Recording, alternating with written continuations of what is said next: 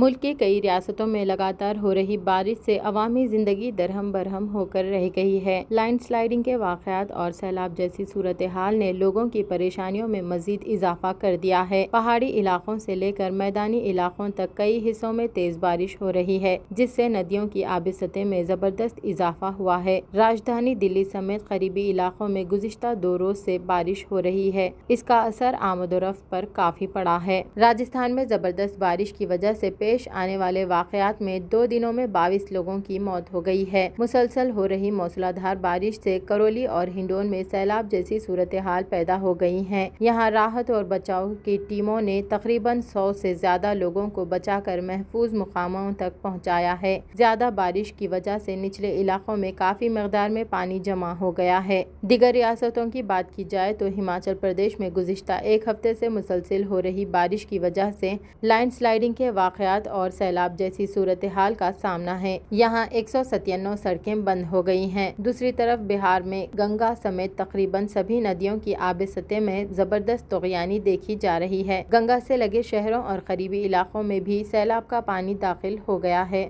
جنوبی ہند کی بات کی جائے تو کرناٹک کی راجدھانی بنگلور میں مسلسل ہو رہے بارش سے عوامی زندگی درہم برہم ہو چکی ہے اور پانی جمع ہونے سے نچلے علاقے بری طرح سے متاثر ہوئے ہیں۔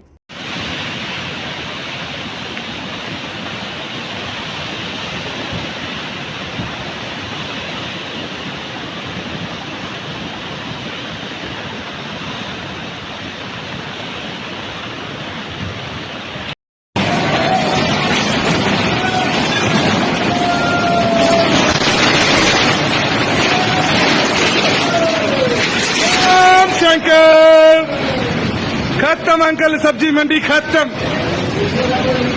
सारा गया, देख लो आप अब घर से ही।